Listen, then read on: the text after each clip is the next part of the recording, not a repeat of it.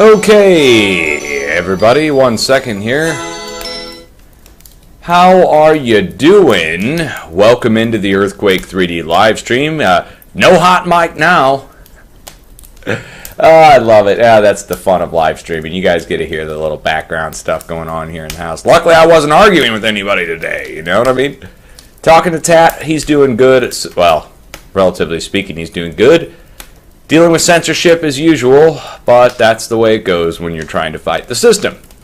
So, everybody, I hope you're doing good. We're going to be getting on tonight at 10 p.m. Central Time, 8 p.m. West Coast Time, 11 p.m. East Coast Time, and we will be addressing the earthquake activity that struck today in California. In case you're not aware, it started out this morning with a 5.7 earthquake striking in California at the California-Nevada border, or in Nevada at the California border, depending on which way you want to look at it, right there at the border region, next to a series of volcanoes. So, I think you guys probably are going to want to see this, right? You want to see the volcanoes? Okay, let's go ahead and turn on a display capture here, and we're going to go look up the earthquake. So, let's go find the largest of the earthquakes here, which is measured in at 5.7. There was two 5.7s.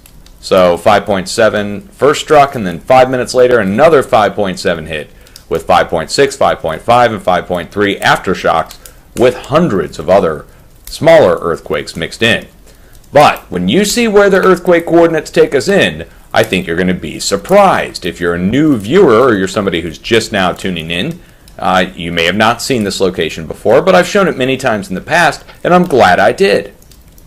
I'm glad I showed this location before. The reason I've shown this location before is because small swarms broke out here. But now the largest earthquake in years has broke out, and you can see here's our earthquake epicenter, and it is right in the middle of the road on State Route 3C in Nevada. And going down the road, you'll see it's going right into a volcano called Aurora Crater. This is black obsidian and basalt and a crater and a lava flow that's ancient right there. There's also another volcano over to the east. It's unnamed. And then down to the south, there's also Mount Hicks Volcano and Aurora Peak Volcano, two smaller subsidiary volcanoes off the main complex. Now, let's take a quick look at a different angle on this. This will give a better idea of the lava flows and how they flowed out in the past. So you can see here, for instance, here's a cone, okay, the old cone itself, and ruptured out the side a sill, which then spilled out the contents of the lava, which is pretty viscous apparently, pretty chunky lava. It didn't flow out like a liquidy flow, it's more of a chunky flow. You can tell that by the distance that it went and the height, 300 feet off the desert floor. So, these volcanoes here, same thing with Aurora Crater, by the way. This is an old lava flow. Alright, so this has apparently erupted several times in the past. The reason being, see this Mono Lake volcanic field? Mono Lake is a supervolcano about half the size of Yellowstone. And coming out the center of the crater is a new rising dome. It's been rising for a few hundred years. And it is, again, a supervolcano. On the flanks of there are the volcanoes we just looked at, Aurora Crater, and our swarm. So, huge swarm breaking out there. It's not the sign of an impending eruption. It's a sign that pressure was transferring from off the coast, interior to the United States. So, yesterday there was activity off the coast that pushed into California and caused the earthquake at the California border. This morning, after the earthquake struck, I got on and I issued a warning for Southern California and for the Midwest. We told Southern California to be on watch near Salton Sea for a 4.0 earthquake. Said it specifically, 4.0. Here it is, 4.0, 3.9 downgrade. And it happened right on the top of, or right north of, Salton Sea, which is the little blue body of water you can see kind of blurry here on Earthquake 3D. So it's an active volcano, by the way.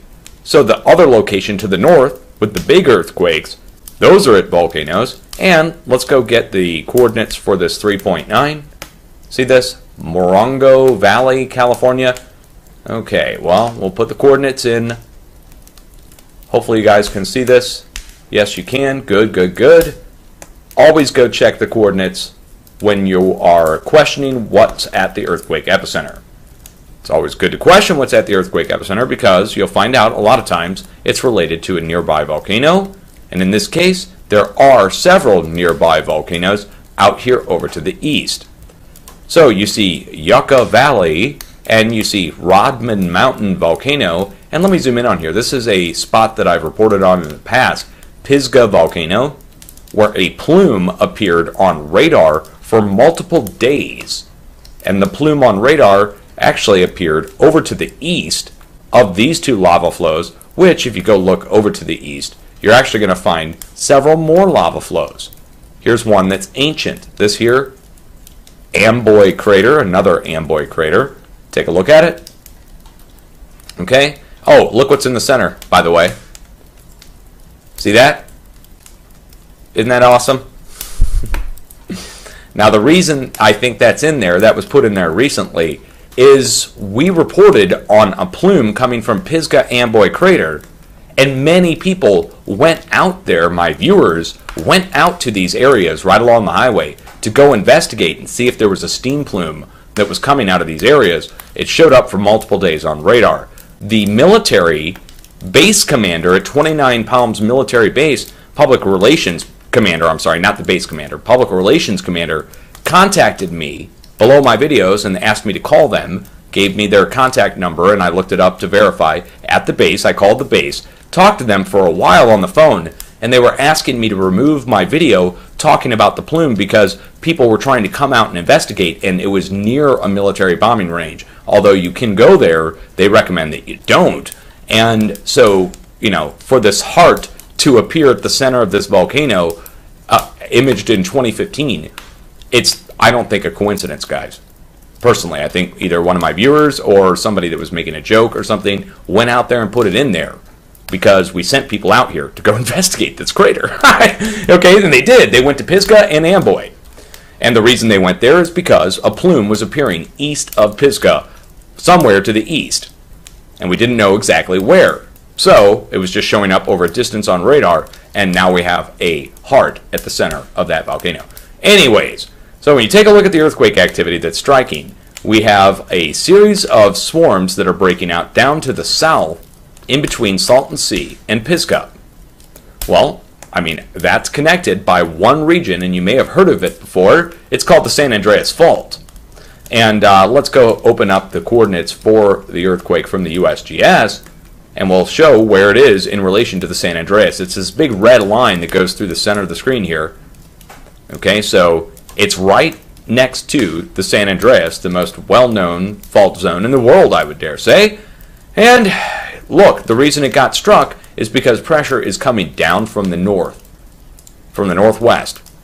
So there's pressure up here at Mono Lake, and it went straight down. Look at the diagonal line. See this diagonal line going from Mono Lake? So technically the earthquake swarm is happening right here at the Wasuk Range, but it put pressure down to the east by southeast. Now look what goes down to the east by southeast. And literally it connects right into where our earthquake struck. This diagonal line comes right down here and just a little bit south. That's where this 4.0 struck. So they're connected by that fault line. What is this? What fault line is this? It's probably several names. Where is it? Okay, here it is. Southern Sierra Nevada Fault Zone, the Highway Reservoir section. We go up further. I got to zoom in really close. Southern Sierra Nevada. Southern Sierra Nevada. Southern Sierra Nevada. Okay, I mean it just keeps going. I just want to make sure that's what it's called all the way. Southern Sierra Nevada. And it connects into, there it is, Southern Sierra Nevada. Bends back up and around. Look at this. It comes back up.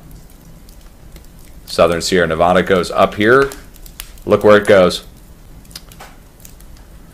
Unnamed fault northwest of Tungsten Hills. And then it connects into here. Okay, let's back it out now and see where it goes. Once it gets into here, it's open territory, and that's where the earthquake struck. So you can see the fault zone that's connected actually is a zigzag fault zone that goes all the way down here, indicating there would be some loss of pressure going from up here to down here. It has to travel through all those fault zones, and it did, and it caused a 4 down in Southern California. Okay, so that's exactly what we forecast for to occur. We also talked about watching for 3.0 activity to be striking near Santa Barbara. And get a look at this, guys. See this? 3.3. I had a viewer write me yesterday asking what was going to happen around Los Angeles. And I said, watch to your south at Salton Sea and watch to your north at the pumping operations. Watch offshore near the pumping operations. Now take a look at where this earthquake struck. So here's the coordinates. We'll go, whoops, grab the wrong coordinates there. Okay, here's the coordinates right here. 10 kilometers west-southwest of Malibu, which means it's striking out in the ocean, right? Okay, well, is there anything there? Inquiring minds want to know. And you always should do this. I know it takes some time, but man, you're going to find stuff that no one else is going to know about. All right, so here is our earthquake. Now you see this, it's called Dume Canyon, D-U-M-E. And we've got an undersea mount offshore. But when you get up into Thousand Oaks, you get over to the east at Santa Monica, guess what's in these different mountain ranges going up to the north? Well, let's just show you one example, one that I've already marked that I know is for certain going on for miles, which is this. These oil and gas pumping operations going down to the beach. Each one of these is a different oil and gas well where they've drilled down into the crust right along the fault zone, collecting gas and oil out of there. That's Ventura, but it doesn't just stop there. We actually have to go down. There's some oil wells actually even mixed in with the residential areas, which are virtually impossible to find since they're all kind of stuck together. But if you get in on the areas and you do some research, you're going to find out there's oil wells spattered throughout the entire area of Ventura, mostly concentrated in the foothills, though. As we get down offshore, they're doing offshore exploration for gas and oil. Over to the east, same thing going on. Take a look at this. This is in downtown Los Angeles. So, massive oil pumping operation here. You guys can see this, I hope.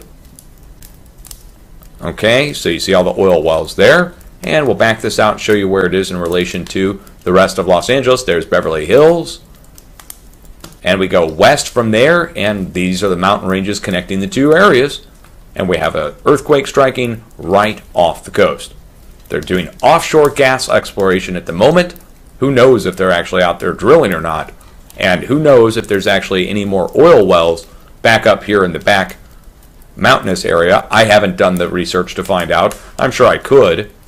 I mean, if we come in and start looking, we may very well find that there's an oil patch back up in here somewhere. But that'll take hours of research and looking, which I'm not going to do on the live stream now. Just be aware, if you want to take the time to go find it, put place marks on there, and the rest of the Google Earth community can then weigh in and see if you're making any progress on marking these things. Okay? So, no doubt about it, the earthquake is directly between our two pumping operations, and we have the offshore rigs that have already been drilled out here. So, oil platforms, here, let's show you really close. Okay, you see these? Okay, these are just some examples as of 2014. But from what I understand, they're doing more drilling and exploration out there now with experimental rigs that float instead of are permanently mounted. See this? Oil spills coming out of Ventura. Okay, so there's a lot of oil and gas right offshore. Oh boy. All right, that's what we were talking about. That's what we were looking for. So both areas were hit in Southern California now. Eastern California was hit.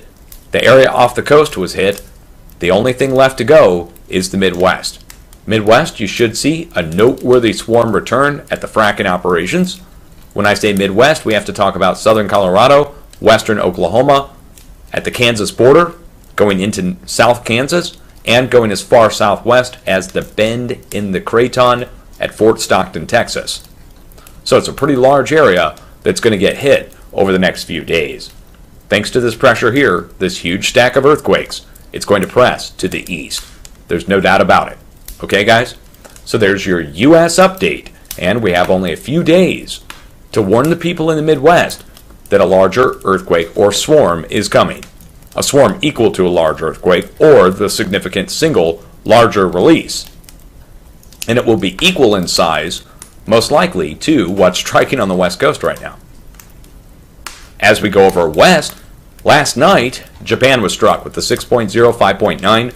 We issued a warning for a low 6.0 to strike between our letter D and the tip of the red arrow. Remember this? Well, it got hit by 6.0.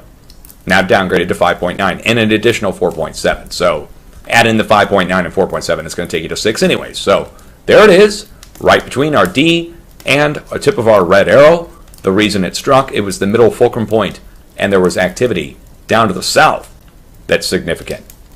Speaking of significant activity, Papua New Guinea was finally hit, and it had been well over a week since any activity on the land at Papua New Guinea. This was our silent zone, remember? Now Papua New Guinea has been hit by multiple earthquakes today, topping out at 5.3, which I think it was originally a 5.5, but again, another 4.7 mixed in takes it right to about a 5.4, 5.5 anyways. So, Papua New Guinea hit. Okay, we can check that off the list, check Japan off the list. Since then, though, 2 new deep earthquakes have occurred, 4.8 and a 4.2. Each earthquake has the potential on its own to cause a shallower, larger earthquake, 1 to 2 magnitudes larger. So the 4.8 can cause a 5.8 to 6.8, the 4.2 up to the north can cause a 5.2 to 6.2, and it would be striking between the two earthquakes. Additionally, the areas to the west by southwest will compensate similarly in the 5.0 range. So the larger earthquake should strike between our 2 deep earthquakes. Then to the west, our silent zone should be hit where our arrows are. That's Taiwan, going further west, down around the bend, up through Sumatra, and going over towards Europe. So the fact that there's 2 new deep earthquakes in the West Pacific means within 2 to 3 days, fives or upper fives are going to be spreading out towards Europe again. And speaking of Europe, well, let's take a quick look at what's happened in Europe. Let's turn on our EMSC global last 50, I'm sorry, not global. Let's turn on our EMSC Mediterranean region last 50 earthquakes. Now you're going to see a few things here, and we're going to compare this feed to a few other feeds that we have available now, just to show you how we're not getting the full picture if you just check the European feed or if you just check the USGS. So what we're looking at here right now is the European feed from the EMSC, showing us Greece, Turkey, Italy, South Europe, even going over into Iran. And it looks like it's a complete picture. I mean, you would look at it and say, okay, this looks like the earthquakes that struck today, but let's go turn on the Turkish agency, and let's look at today's earthquakes reported by Turkey. Notice anything? Yeah, it's like 3 times the amount of earthquakes that are showing from the European feed. Huge swarms over in western Turkey. The whole country swarming right now. If you add all these together, this is taking us up to at least a 4.0. Okay? So, that's not it. There's more. So let's go look over to the east a little bit further. Let's go check Iran. We have the Iranian agency now, thanks to MC Player and Squeaks and all the hard work they've done trying to put this global feed together for me. Then you're going to see a whole nother boatload of earthquakes striking along the plate boundaries over in Iran on both sides, on both red arrows. Well, if you add those together, that equals about a 4. So, if you add the two, this equals about a 4. That's the last day's activity there. So if you add those two things together, between Turkey and Iran, that alone says we have 2 different 4.0 or greater energy events. We have to combine these together to total a single earthquake. And what we're looking at now is multiple 4s, or at least the energy equal to that, coming into South Europe, which means the area near Crete is going to be hit again, and it's going to be hit by most likely a mid-range 4. So 4.5 is likely to be striking at Crete within the next 48 hours, and shortly thereafter, Italy will be hit by upper 3 to 4.0 activity. So it'll go from about a 4.5 down in Crete and it'll go up the bend, it'll lose a little steam, and it'll come in at about a 4. Central Italy. And that's going to be noteworthy, but let's go turn on the Italian feed. Here we go. Here's today's earthquakes in Italy. Now again, you didn't see any on the other feed, right? None showing. So what does that mean? Well, guys, it means that Italy's earthquakes aren't being reported fully by the international agencies either.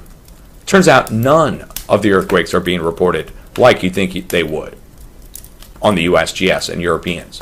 So you almost have to have all these different countries' feeds populated on your own feed to see what's really going on, because they're not giving us the real picture of how much movement's happening. So Italy already swarming out, topping out at 3.2, but that's going to go up a whole nother notch. You're going to go up a whole nother magnitude. 4.0, maybe even 4.2. So we'll give it a couple points, 0.2 difference there, but keep watch. It should hit within 48 hours, maybe 72 at the most. Okay? So, all in all, that's a lot of movement to talk about in just a quick update that I was getting on to do here. United States, international, deep earthquakes, Japan hit, Europe hit, South America we didn't even really get to talk about right now, but that's fine. We'll address that tonight at 10 p.m. 10 p.m. Central Time, 11 p.m. East Coast Time, 8 p.m. West Coast Time. Have your plans dusted off, guys. You should know that by now. The fact that we have a huge earthquake swarm striking on the flanks of an ancient volcano lets us know there's a major amount of pressure coming in from off the west coast, and it's pushing over to the Midwest. We can rely on this transfer map where we've put the red arrows, letting us know where the pressure is going to go to next. It started off the coast, where our red arrow is off the coast, went by east-southeast down to the California border. We forecast this. We talked about it at length over the past couple days about looking for a 5.7 in California. Now it's hit. By the way, the biggest, or one of the biggest, science channels on YouTube, the Sci channel, SCI channel, okay, they have now made a video within the past 2 hours addressing earthquake forecasting and prediction. And the chances of them doing that on their own, out of the blue like this, I don't know what to think. I really start to wonder if people are watching my channel and addressing it surreptitiously, or at least under the radar, without actually giving us the shout out that we deserve, I think. I don't know. It's very, very strange for the topic of earthquake forecasting to be broached today when we forecast a 5.7 for the West Coast yesterday, and everybody noticed, but I didn't get contacted by any media. I mean, you'd think people in California would want to know when a 5.7 is coming, right? A 6.0, the largest earthquake in years, you'd think they'd want to know. Why hasn't any media contacted me? I'm serious now. Think about it. I'm curious because there's no logical reason I can come up with now. It's got to be a political one. And I don't have politics. I don't want to talk politics or conspiracy or New World Order or any of that crap. I want to talk seismic. But they don't want to talk it. They don't want to acknowledge it. They don't want to admit that we forecast a 5.7 for the West Coast to happen this morning. It's amazing. But there it is. And you guys got to see it here in real time. And look how they're keeping it at like 500 or 600 people. That's something that I've got to ask. What's going on here? The largest earthquake to strike in years in California, Nevada border region, where there's millions of people living near Las Vegas and Reno and all these other areas in Nevada and in California, that we would reach more than 500 people. Right? It seems to me that a number is being artificially kept in a certain way. I don't know. It's just something that I look into, and I really wonder what's going on. So I think people in California would be pleased to know when a 5.7 or 6.0 is coming. And right now it's showing that only a few thousand people have been reached all day long. If you go over to my channel and check, every one of my videos is only like at 2,000 or 3,000 views. And I know there's more than 2,000 or 3,000 people in California. Well, I assume there is. There might not be. Maybe that's all a lie. Maybe there's only just a sparse population in California, and we've all been sold a load of crap, and all the satellite imagery is fake, and it's all conspiracy. No. Somehow I just have trouble believing that. So I'm going to have to think that we're just not reaching the population of California for other reasons that I can't control. So you guys could get the word out and say, hey, this guy warned for a 5.7 to hit California this week. He put a 48 or 72-hour watch on it, and it hit on day 3 on 72-hour watch. I mean, you could do that, but I don't know if that would help because I think I'm being censored at some point by somebody. I don't know. It's really weird. I mean, the biggest channel on YouTube comes out to address forecasting the day after we nail the forecast for the West Coast. That, to me, is too big of a coincidence. But the fact that nobody contacted me from media after this, that's suspect, too. Why haven't they? Don't they care? Don't people in California want to know how to forecast an earthquake? Don't you want to know when a 6 is coming? I thought you did. But the impression I'm being given is that only a few hundred people want to know. That doesn't make any sense to me, logically speaking. Anyways, I'll be back on in 3 hours. See you guys in a little while. Peace out.